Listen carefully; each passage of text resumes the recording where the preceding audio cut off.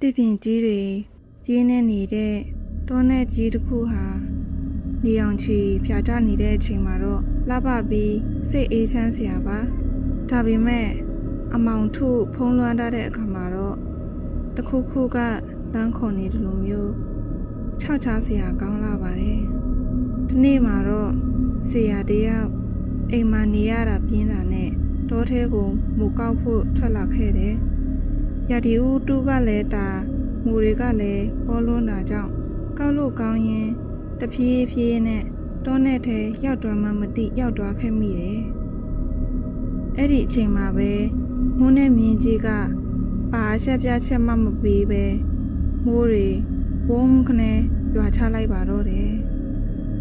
ပတ်ဝန်းကျင်တစ်ခုလုံးချက်ချင်းဆိုသလိုမောင်အတိကျသွားခဲ့တယ်တစ်ချိန်ကနေရောင်ကိုကာကွယ်ပေးပြီးအရိပ်ကောင်းတွေပေးခဲ့တဲ့တစ်ပင်ကြီးတွေကအခုတော့စိတ်မလုံခြုံမှုနဲ့ကြောက်ရွံ့မှုတွေကိုပဲပေးစွမ်းနေတယ်လို့ပါပဲအမောင်ထုထဲမှာဆရာတယောက်လမ်းပြောက်သွားခဲ့ပါပြီဖုန်းလိုင်းကလည်းလုံးဝမမီးတော့ပါဘူးအထီးကျန်မှုကြောက်ရွံ့မှုနဲ့စိုးရိမ်စိတ်တွေကသူ့ရင်ထဲမှာအလူအရက်တိုးဝေးလို့နေပါတယ်ဆရာကြောက်စိတ်မွန်းနေတော့ဆန်းပြပြီးဆူရှာတဲ့အတန်တစ်ခုကိုကြားလိုက်ရတယ်သူနားစွန့်ကြည့်မိတယ်ငါလိုပဲလမ်းပြောက်ပြီးကြောက်လန့်နေတဲ့သူရှိရင်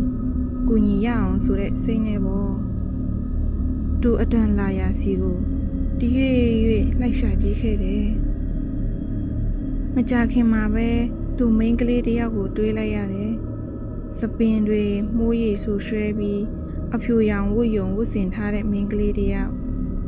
ဆရာလမ်းပြီးနှုတ်ဆက်လိုက်တယ်ဟိုအစင်ပြေရလားခမညာအဲ့ဒီအချိန်မှာပဲတဲကြည့်လာတဲ့အဲ့ဒီမိန်းကလေးရဲ့မျက်နှာကတွေးမရှိတလို့ဖြူဖက်ဖြူရော်ကြီးဖြစ်နေတယ်ဟိုပြီးထိတ်လန့်ဖို့ကောင်းတာက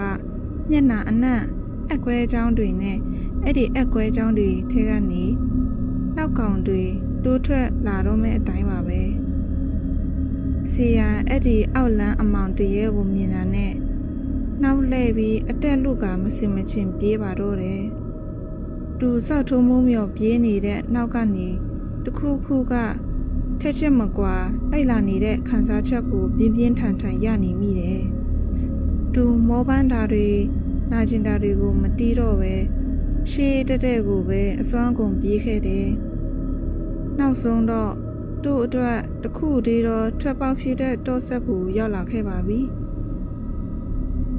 သူအတက်ကိုဝါဝရှူရင်တောထဲကိုပြန်လဲကြည့်လိုက်တဲ့အခါတောနဲ့ကြီးထဲကနေတောရတကြီးနဲ့ခြောက်ချားဖွယ်ဟိုဟိမြေတန်းနေတဲ့တရေမရဲ့အတန်ဆိုးကြီးကို